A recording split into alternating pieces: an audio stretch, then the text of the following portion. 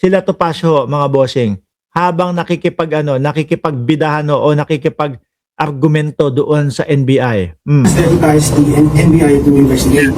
But outside of the Ombudsman's deputization, the NBI also has plenary power to investigate matters, not to appropriate.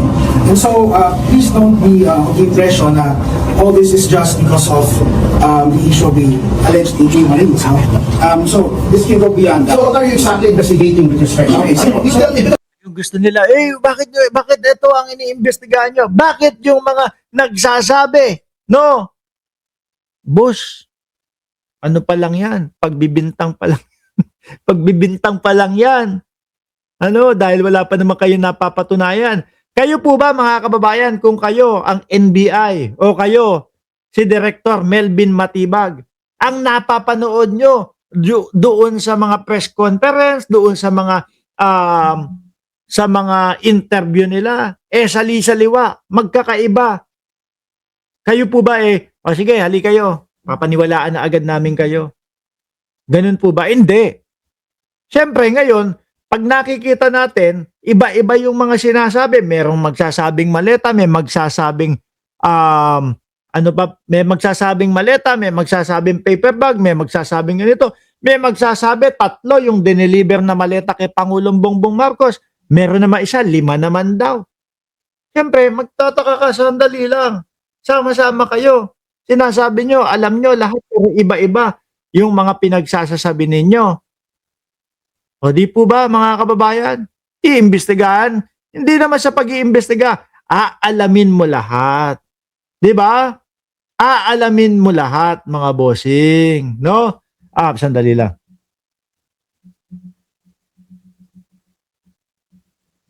Dali aalamin mo lahat. Hindi yung basta-basta maniniwala ka.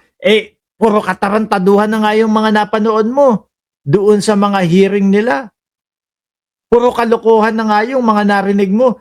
Doon sa mga hearing, doon sa mga interview sa kanila, maniniwala ka pa agad-agad. Di ba? Hindi, alaga. You're being overbroad. So, give an answer. So, we have prepared individual interview rooms for... We do not consent. We already made it clear. We do not consent. You may accompany your client. No, never mind. We do not consent. We want to make it clear. We do not consent. Hindi nila papayagan. We do not consent. Ayop. Bakit, Topacio? Naku ng putik naman na yan, no? Maghihinala ang mamamayang Pilipino sa inyo talaga. No? Maghihinala ang mamamayang Pilipino. Bakit to, mga kababayan? Normal lang ho. Normal lang. Na kung alam nila yung katotohanan at pawang katotohanan, yung mga sasabihin nila doon, okay lang sa kanila. Kahit isa-isa silang tanungin. Pero, kabado sila Topacio.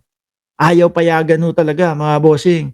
Tapos yung isang lawyer, paglabas, sabi? Pinayagan po namin. yung 18 marites. So, plak siya kay Melvin Matibag. Hindi naman daw pinayagan. Ang pinayagan, yung makilala, malaman. Di po ba? Sabi ni Ma'am Neng Gigi, Mark, mas okay pala, ganito time, maraming viewers. Hindi, siguro tapos na o tanggal na. yung shadow ban natin kay YouTube, no? Halos ilang buwan? 2 buwan din ho yata yun, mga kababayan, na naka-shadow ban tayo. Ngayon tanggal na. Ganyan ho talaga yung normal na views. 1,000, minsan nagti-3,000 o 4,000 po, no? May mga panahon na sina-shadow ban. Ewan ko, bahala sila dyan. Tuloy. Topacio, banat! It's part of no. We do not consent to be interviewed at all. We want to leave, and there is nothing in the law that will prevent you from us leaving here now. So, if that's the case, sir, then if you want to issue us other subpoena for another thing, as long as it is relevant. When you say that the NBI has motu proprio powers, that power is not unlimited. Sandali, Topacio, meron sinasabit sa'yo dito si Ma'am Len de los Santos at tupagin mo na lang daw ang kinaso sa'yo ng Gabriela. Ay, pinapadisbar pa yata si Topacio. Ano, ma'am? No, Ma'am Len de los Santos? Pinapadisbar pa yata si Topacio. No?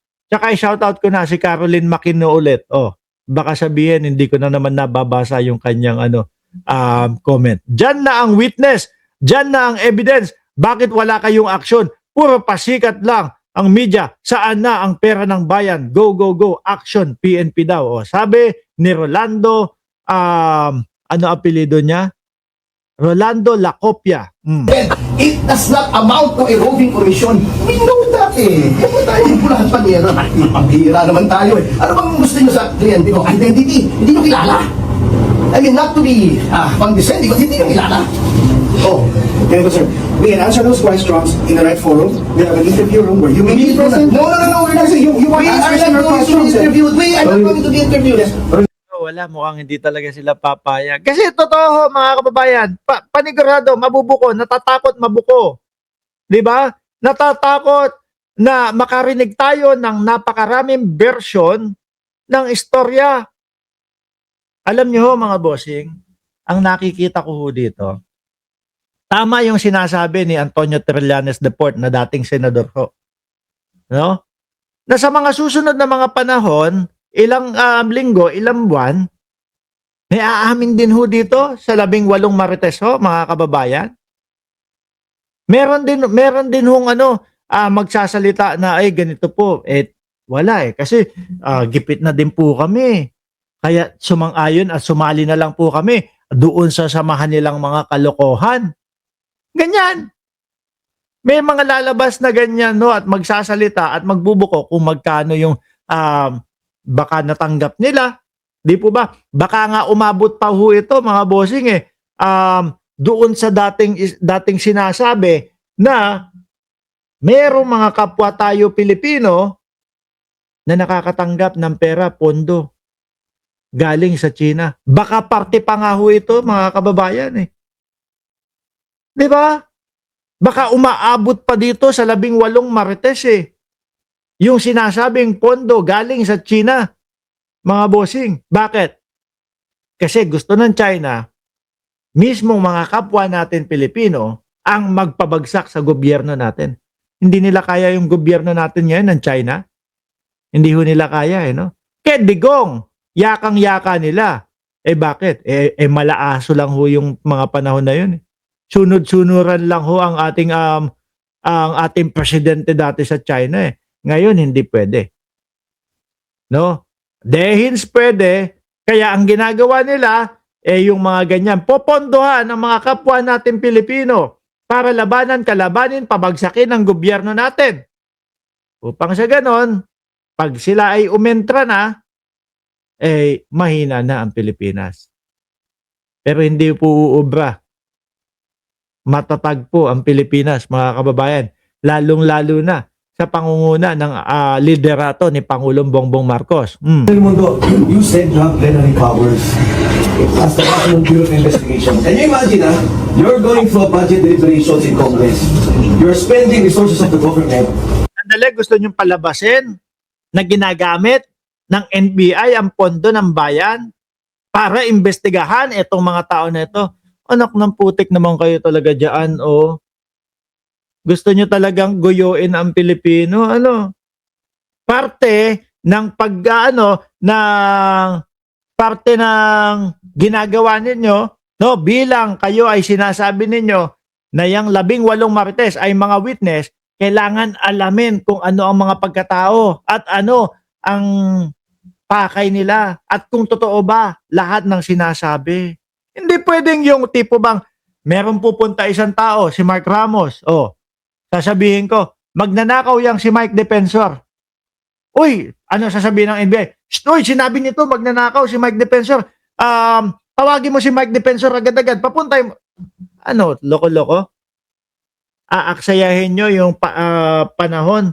Paano kung katarantaduan lang yung sinasabi ko, kagaya niyang 18 marites? Di wala na. Inaksaya nyo yung oras ng tao. Nasira pa yung tao. Hindi. Kailangan i-cross-examine yung mga tao na yan. Kung totoo agad. Sabi ni Jorge Adralin, paniwalaan na agad si Mark Ramos. Gusto nila ganyan. Hindi pwede ho yan. Pag sinabi ko, manyakis, si Atty. Topacio, example lang ho yun mga bossing. Baka mamaya may magsabi dyan sa comment section, totoo yun. Hindi. In example ko lang ho, mga kababayan, Pag sinabi ko, Manyakis, may ginanadong si Topacio. Ipatawag na si Topacio kasi may sinasabi si Mark Ramos. Ganun po ba? Hindi. Kailangan nilang alamin yung pagkatao ko at kung bakit ko sinasabi at kung may ebidensya ba ako. Bago ipatawag yung tao. Kasi ang gusto nila ipatawag daw po yung mga sinasabi. Di ba? Nung 18 Marites. Oh.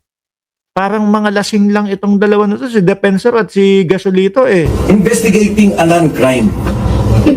Ayop naman. Investigating a non-crime. Cross-examine, boss.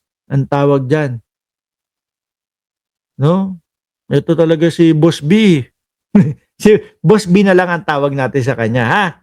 Kayo na bahalang magbigay ng ng kahulugan kung ano ibig sabihin ng Boss B. Diyan kay kay Defensor. Tuloy. Walang krimen dito. I knew you were used during the Napoles investigation. May krimen doon. May scam. You were used in the PhilHealth scam. But ngayon, in plenary powers, you're expanding you to investigate these people. Sir, excuse me. These people, as you say, Langya. Ayoko magmura ngayon. Ayoko magmura ngayon. Sige, tuloy na lang ho natin mga kababayan. Investigahin nyo itong mga tao na to. Wala naman silang krimen na ginawa. Cross-examine niya po, Boss B. there are witnesses, there are allegations of crime here. Remember, the 18 Marina. You want to establish first their identity. So you establish their identity. Wala nga ma-establish eh. Wala nga kayo maipakita ebidensya. Ebidensya nyo kung ano-ano, mga picture, mga in-AI. Ang dali-dali namang ma-AI. Di ba? Halatang halata.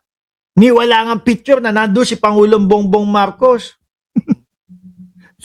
Ni wala nga picture na nandoon si Martin Romualdez. Oh, ano ma-establish? Di ba? Now, if you want to investigate the affidavit, you investigate the substance. And for you to say na yung deputization nyo can go beyond the ombudsman, again, I'll repeat, you will go through budget deliberations. Then you are already saying that the NBI is doing this. Spending of the resources of government, investigating a non-crime. Kasi mukhang may kakaharaping kaso si Boss B eh. No? Yung sinasabi ho, yung kumakalat na mga quarry niya nung panahon na siya ay Department of DENR Secretary, mga bossing. No? Conflict of interest yun ah. Boss B, conflict of interest yun ah. So, I'm just calling the NBI. Wala naman ang tayo dito. I understand you. Sir, just to be clear, Parang ang sarap kapag ka nakasalubong mo si Mike Defensor. No, mga kababayan. Pag nakasalubong mo, Boss B! Kamusta ka na, Boss B? Ba't Boss B tawag mo sa akin? Bakit Boss B ang sinasabi mo sa akin? Ang tinatawag mo sa akin? Sabi ni RJ Sese, anong iyakan ang sinasabi mo? Kayong mga DDS, iyakan ang sinasabi ko. Hanggang ngayon, yung tatay ninyo, na karton, nakakulong pa din. 1 taon na. Di ba? Eto, si Boss B, nag-iiyak din. Attorney Marcel Yes, Attorney Marcel Santos, we respect all your sentiments. At hindi kami maglalagpas dun sa aming mandate. Ito po is yung background investigation. Okay. At sa credibility verification. Yun lang po. Tapos yung credibility Sabi ni Top Gun, luging-lugi ang producer ng mga Duterte. Laging ligwak ang pelikula. Ano lang ho kasi, yung mga pinaggagawa nila.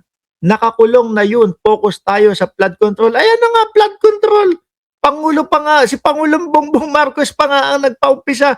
Diba? Si Pangulong Bongbong Marcos pa nga ang naghanap ang nag-imbestiga. Sino ang mga pinakamalaki na mga natanggap na mga proyekto, na mga kontraktor, diba? Yun nga lang. Umabot doon sa mga idol ninyo. Kaya lang, yung ipinipilit ninyo, Martin Romualdez at Bongbong Marcos, wala kayong maipakitang ebidensya. Ang ebidensya ninyo puro pang AI lang. Di ba? Tapos kukuha kayo, 18 Marites, kukuha kayo ng mga witness ninyo, anak ng tokwa. Sali-saliwa pa. Isa-isahin ko ha. Kung ano yung mga butas ng 18 Marites ninyo. De Lima. Tumanggap daw ng pera, no? De Lima, tumanggap daw ho ng pera, mga kababayan. So ngayon, sabi, nung mga panahon na yan, hindi pa naman congresswoman si De Lima. Anong mapapala kung padadalan ng pera si De Lima o padadalan ng mali-maleta si De Lima kung wala namang kapangyarihan at walang maitutulong sa kanila? Biglang cambio si attorney ninyo, si Baligud. No? Biglang cambio. Ay, na-oversight ko lang po si De Lima. Naririnig ko kasi doon sa mga briefing ng ICC. Anak ng toko naman yan. Tapos, umano ulit. Pumwesto ulit.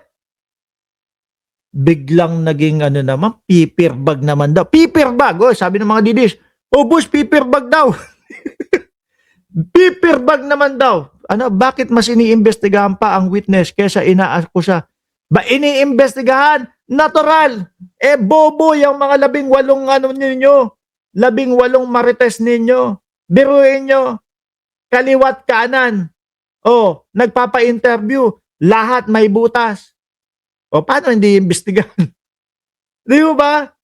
Tsaka Brad, kapag ka ikaw, magwi-witness ka, aalamin din sa iyo lahat.